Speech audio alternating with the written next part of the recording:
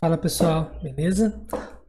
Mais uma vez aqui para a gente continuar nosso assunto física, né? E na aula de hoje a gente vai dar continuidade, tá? No que a gente chamou de referenciais acelerados ou referenciais não inerciais, tá?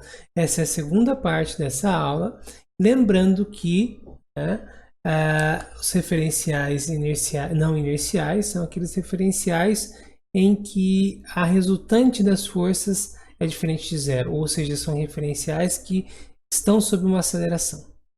Bem, nesta aula a gente vai se dedicar especialmente a referenciais tipo girantes, tá? São referenciais que estão em movimento circular. Vamos lá então, só para a gente lembrar esse movimento circular. Nós sabemos que o movimento circular mais simples é o movimento circular uniforme, né? Aquele movimento em que existe uma velocidade constante, tá? Nesse giro, existe uma velocidade angular constante, tá? E a velocidade não vai mudar em módulo, tá? Mas a gente sabe que a aceleração, existem dois tipos de aceleração. Aceleração tangencial, que muda o módulo da velocidade, né? Ou seja, se a velocidade é 10, ela vira 12, 15, ou dependendo da aceleração, né? E existe uma aceleração que é a aceleração centrípeta, tá? Que é aquela aceleração causa a mudança da direção da velocidade. Então, neste caso aqui, em que a gente tem um movimento circular uniforme, a velocidade sempre vai ser 10 metros por segundo, como um exemplo. Esse módulo nunca vai mudar. A questão é que a direção da velocidade está sempre mudando. Então, se a gente pegar esse exemplo aí que está para vocês, a gente sabe que a direção da velocidade só vai mudar porque existe uma força centrípeta, né? Uma força, uma aceleração puxando esse corpo para dentro dessa trajetória. Bom, e aí a gente sabe então, olhando com relação ao referencial de fora, né? Olhando esse movimento de fora, a gente sabe que essa força centrípeta, essa resultante centrípeta sempre vai mudar a velocidade, a direção do meu vetor velocidade. E essa aceleração centrípeta ou força centrípeta vai sempre ter uma direção do centro da trajetória. Tudo bem, gente? Ótimo. A gente sabe também calcular essa aceleração centrípeta, né? Para quem não lembra, a resultante centrípeta é a velocidade linear ao quadrado dividido pelo raio da trajetória, tá? Lembrando que essa velocidade, ela também pode ser escrita em termos da velocidade angular, né, da frequência angular. Nós temos que a resultante centrípeta também pode ser ômega ao quadrado vezes o raio da trajetória. Bom, gente? Ótimo. A questão é, e se a gente coloca o referencial aqui em cima? Esse referencial é inercial ou não inercial? Tá? Ah, professor, mas a velocidade é constante. Gente, a velocidade é constante nesse tipo de problema. Mas não quer dizer que ele não esteja sendo acelerado. Ele existe aceleração centrípeta. Então, esse tipo de referencial é um referencial não inercial. Tá? Ele está em velocidade constante em módulo, mas a direção da velocidade está mudando sempre. E essa direção muda porque existe uma aceleração. E se existe uma aceleração, esse é um referencial não inercial. Tá bom? Mas o que acontece aí nesse tipo de referencial? Para a gente entender melhor, vamos pegar um exemplo, tá? Um exemplo de um parque de diversões. Quem já foi naquelas canecas que giram ou quem já foi nesses brinquedos onde você é colocado, né? Tem um círculo gigante, uma parede, né? Você é colocado dentro desse círculo, tá? Apoiado ali, e esse círculo começa a girar, tá? Ele gira com uma velocidade angular, né? E durante esse processo de giro, se a gente pensar na pessoa que está ali como referencial, a gente sabe, né? Olhando de cima, tá? A gente sabe, pensando nela como referencial, que ela vai sofrer uma pressão jogando ela contra a parede. Tá? Então, do ponto de vista desse referencial dessa pessoa, existe uma força jogando ela para dentro da parede, impulsionando ela para a parede. Bom, e essa força, ela tem o nome de força centrífuga. Bom, Então vamos lá, força centrípeta. Ah, professor, mas eu ouvi falar que essa força não existe. Então, gente, do ponto de vista desse referencial que está acelerado, né, a gente não pode adotar as leis de Newton, tá? Porque eu sei que do ponto de vista de um referencial aqui de fora, essa força centrífuga não existe.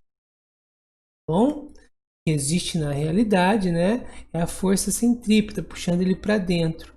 Ah, mas por que que ele sente essa força jogando ele para fora? Do ponto de vista de um referencial não inercial, inercial aqui fora, a gente sabe que ele só sente essa força aqui, né? Porque ele está querendo manter o movimento dele tangencial, a velocidade dele tangencial a essa trajetória circular. A questão é que essa força centrípeta faz com que ele mude a direção a todo instante. E assim como a gente viu na aula passada, né, essas forças fictícias elas têm por características serem sentidos opostos à força real que está acontecendo do ponto de vista newtoniano, da mecânica newtoniana. Tá? Então a gente pode falar que essa força centrífuga é uma força fictícia, é uma força inercial e é característica desses referenciais que estão girando. Tá? Então se a gente pensar, né, do ponto de vista do referencial inercial, como eu acabei de falar para vocês, o que está acontecendo mesmo é que esse corpo está sendo puxado para dentro, né? A velocidade dele, neste caso aqui, vamos pensar que ela é para cima aqui, né? Vou pegar uma caneta para mostrar para vocês. Opa!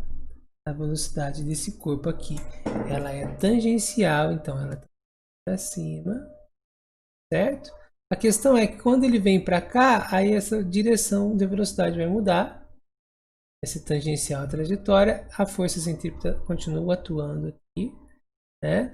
Mas a questão é que essa mudança de direção, né, faz com que a pessoa que está aqui, no referencial não inercial, sinta essa força fictícia, essa força centrífuga. Tudo bem, gente? Ah, só lembrando, professor, por que você chama de resultante centrípeta e aqui você chama de força centrífuga? Gente, só para lembrar que a gente chama de resultante centrípeta, tá? Porque a força centrípeta ela é a resultante das forças que atuam sobre um corpo, tá? Aqui no movimento circular uniforme. Bom? Muito bom. Perfeito, gente. E aí, como é que eu calculo essa força centrífuga? Nós vimos nas aulas anteriores que essa força fictícia, tá? Ela é igual à resultante das forças do ponto de vista da física newtoniana. Então, a força centrífuga, ela, tá, do ponto de vista do referencial não inercial, ela tem o mesmo valor em módulo da força centrípeta, da resultante centrípeta. Então, a gente vai calcular da mesma maneira. Bom, então a força centrífuga, ela vai ter esse mesmo valor. Bem, ó, em módulo, vai ser igual à força centrípeta, resultante centrípeta, e a gente calcula do mesmo jeito. Tá bom? Muito bom, gente, perfeito. Um outro exemplo aí para vocês, né, é que é o que acontece quando a gente está fazendo a curva num carro. Quando o pai de vocês, né, ou vocês mesmos estão dirigindo, e aí o carro está fazendo uma curva, eu sei que ele só está fazendo essa curva porque existe uma força, tá, puxando esse carro para dentro dessa curva. E essa é a resultante centrípeta. Do ponto de vista de um referencial inercial, aqui de fora, a gente olhando o carro fazendo curva, a gente está vendo ele fazer isso aqui. Tá? Agora, do ponto de vista de um referencial não inercial, ou seja, a pessoa que está aqui dentro, ou carona, ou qualquer uma das pessoas aqui no carro, elas sabem, né, elas sentem uma força oposta a essa resultante centrípeta. E aí a gente chama isso de força centrífuga. De novo, é uma força fictícia, não existe do ponto de vista da física newtoniana, né, da mecânica newtoniana, tá? Mas a gente sabe que ela aparece para os referenciais não inerciais. Tudo bem, gente? Deu para entender isso? Muito, muito bom. Agora, um outro tipo de força interessante também que aparece nesses referenciais girantes é a força chamada de Coriolis, ou efeito de Coriolis, ou aceleração de Coriolis. Quando que ela surge e como é que ela surge? tá? Então vamos pensar aqui, a gente tem a mesma situação do rapaz ali. Se ele está paradinho, ele está sentindo a força centrífuga, né? Mas vamos propor um desafio para esse rapaz. Esse rapaz, eu vou propor, olha, quando o nosso dispositivo estiver girando, eu vou propor para que você caminhe até o centro desse dispositivo, né? Ou seja, eu vou pedir para que ele tente caminhar até o centro desse dispositivo. Então ele vai sair daqui e eu vou pedir para ele vir para cá, tá? Se tivesse parado, belezinha, tudo certo, ele seguiria em linha reta. Bom, a questão é como isso aqui está girando, gente. A hora que esse rapaz der o primeiro passo dele aqui, tá? Enquanto ele faz o movimento de dar o primeiro passo, o chão aqui vai se mover, né? Então, quando ele pensa em pisar em um local, esse local já está aqui para frente. Tudo bem? E assim por diante. Então, o que vai acontecer? A gente sabe que do ponto de vista do referencial inercial, né, ele vai seguir uma linha reta, olhando aqui de fora, tá, gente? Mas se eu coloco uma pessoa aqui dentro junto com ele e tomo essa pessoa como referencial, não inercial, porque está girando junto, ele vai ver que essa pessoa, né, ela vai sofrer um desvio. Tudo bem? De novo, por que essa pessoa está sofrendo um desvio? Tá? Porque a hora que ela vai pisar no chão, o chão já andou para frente, né? Então ela sempre vai pisar em um outro pedaço, não no que ela teoricamente pisaria se tivesse parado. E aí essa pessoa, eu acho que vocês já devem ter sentido isso quando vocês tentam andar sobre um carrossel ou algo que esteja girando, vocês sentem um desequilíbrio, tá? Porque do ponto de vista dessa pessoa ou de quem está aqui dentro girando junto, né, existe uma força jogando essa pessoa para um outro lado aí, né? No caso aqui, no sentido contrário à rotação. E esse efeito é o que a gente chama de força de Coriolis, ou efeito de Coriolis, ou aceleração de Coriolis. Ela só aparece em referenciais girantes quando esse corpo ele está indo na direção do centro ou saindo do centro indo até a borda, enquanto esse referencial está girando. Tudo bem? Deu para entender isso, gente? Eu sei que parece estranho, né? Parece complicado, mas eu trouxe alguns exemplos interessantes do nosso cotidiano. Eu costumo fazer isso em sala, tá, com os meus alunos, mas por conta dessa pandemia, vou ficar devendo para vocês. Quem sabe o ano que vem, né? Então, eu trouxe para vocês uns vídeos que eu achei no YouTube mesmo, tá? São vídeos interessantíssimos. E depois eu vou colocar a descrição desses vídeos para vocês. Eu fiz uma coletânea entre eles e vou mostrar para vocês aqui. Então, vamos lá. Tem um primeiro exemplo. Neste primeiro exemplo, eu tenho uma plataforma girante, tá? E o que vai acontecer aqui? Uma pessoa vai jogar uma bola para outra pessoa. Se estiver parado, beleza, né? Essa bola vai seguir em linha reta, perfeito. Agora, se estiver girando, o que vai acontecer com a bola? Do ponto de vista de quem está aqui fora, quando a bola sair da mão desse cara aqui, né? Ele vai seguir uma linha reta, só que ela não vai chegar na pessoa. E quando a bola chegar aqui, né, essa pessoa já não estará mais aqui. Bem, agora, vamos lá. Do ponto de vista de uma pessoa que está lá fora, vamos voltar aqui o vídeo para vocês, tá, gente? Opa. Do ponto de vista da pessoa que está ali fora, né, ela vai sentir que a bola sofreu um desvio, vamos dizer assim. Né? A bola sofreu a influência de uma força que fez ela desviar. Isso pensando na pessoa que iria receber a bola. Bom, então, ó, pensando nessa pessoa aqui, ela veria a bola sofrendo uma influência dessa força. Bom, professor, não ficou muito claro isso para mim. Então vamos fazer o seguinte, eu vou pegar uma animação onde a gente gire junto com esse plano. Aí, vamos pegar então esse exemplo 2 para vocês, o exemplo de uma bola sendo uma bola de canhão. Se a gente pensar no ponto de vista parado aqui na plataforma em rosa, a gente vê que a bola estava em linha reta. Agora, girando junto com a plataforma, tá? Essa bola faria um movimento diferente. Olha lá, se a gente gira junto com a plataforma, parece que a bola está fazendo uma curva. Tá? Olha o exemplo 3 melhor para vocês ainda, um pêndulo. Ó. Pensando na plataforma parada, referencial inercial, o pêndulo ficaria só no um lado para o outro. Agora, se a gente gira junto com a plataforma, olha que interessante. Parece que o pêndulo está girando ali dentro também, ó. Olha que legal. E essa força em azul aqui seria uma nova resultante aqui, né? Seria a força fictícia, que é o efeito de Coriolis, tá? Um outro exemplo legal aí para vocês, né? É pensar em duas pessoas jogando essa bola. Vocês vão ver essa força, essa influência dessa força, tá bom? E aí agora vamos para outra questão que os meus alunos sempre me perguntam. Ah, professor, mas por que a gente não sente esse efeito, né? Sendo que a gente está todo instante girando com uma velocidade considerável, né, na superfície terrestre.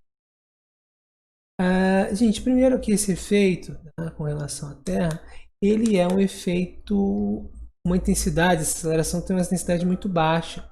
Então ela não costuma causar efeitos na gente. Lembrando que a gente teria que viajar também, né, do Equador para os polos, né, ou dos polos para o Equador para sentir essa força.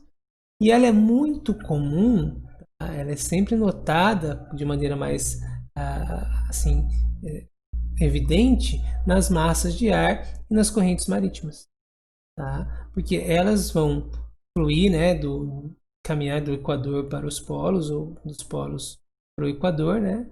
E aí elas vão ter uma influência maior dessa força, esse efeito de Coriolis. E é interessante esse efeito, tá? E ele mostra para a gente por que desses furacões eles girarem em um sentido no hemisfério e girarem no sentido em outro hemisfério. Tá? Olha que legal isso. Se a gente pegar hemisfério norte e sul, aqui ó. Se eu pegar olhando do hemisfério norte, por cima do hemisfério norte, eu sei que o sentido do giro vai ser aqui, tá bom? Agora, no hemisfério norte eu mudo o sentido de giro. Ah, nossa, professor, que estranho isso, né? Por que isso acontece? Gente, pega e gira assim o dedo, ó. Olha a câmera aí de vocês, eu girando o dedo. Se você olha por cima, é a rotação no sentido horário. Se você olha por baixo, é uma rotação no outro sentido. É exatamente isso que acontece no ponto de vista dos dois hemisférios, tá bom? E aí, se a gente pensar lá, vamos lá. Eu sei que para surgir um furacão ou algum fenômeno desse tipo, né, eu estou envolvendo massas de ar. E massas de ar sempre vão para uma região onde a pressão é mais baixa. Então, se eu tenho uma região de baixa pressão aqui, eu sei que as correntes, ou o ar aí no caso, ele vai se concentrar nessa região de baixa pressão. Se eu tenho uma região de alta pressão, então ele vai emanar daquela região, né? Porque ele não vai querer estar numa região de alta pressão. Então ele vai sair. Tudo bem? Se a Terra tivesse parada, vamos dizer assim, isso seria o resultado, né, dessa influência. Bem? Agora, eu sei que a Terra está girando. Então, do ponto de vista do hemisfério norte, ela está girando nesse sentido. Né? Então, essas zonas de baixa pressão aqui no hemisfério norte também estão girando nesse sentido.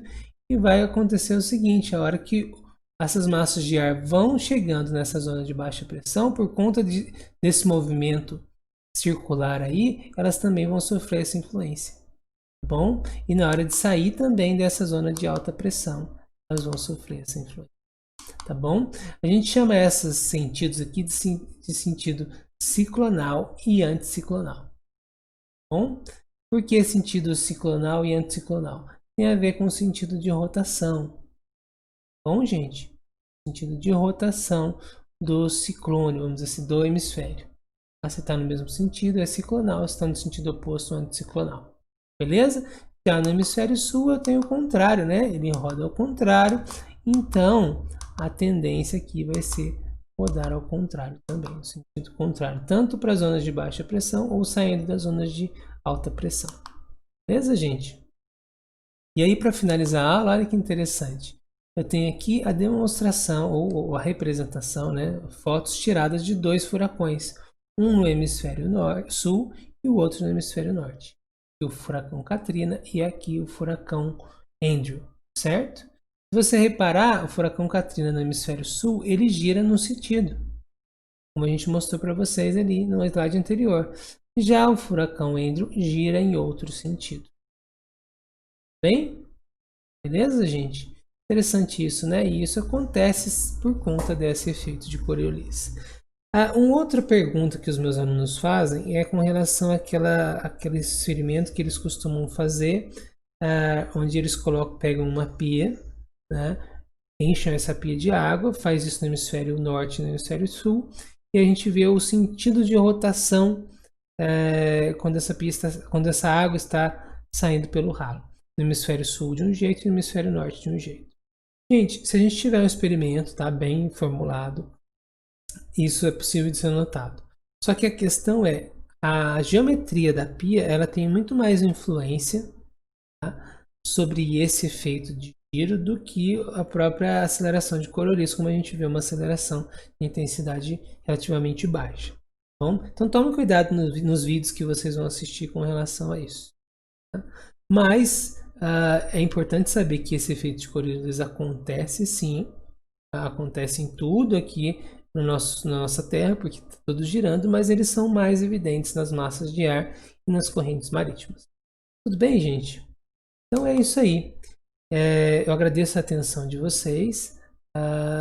Espero que vocês tenham entendido, tenham gostado da aula e a gente se vê no nosso próximo encontro. Obrigado, até mais.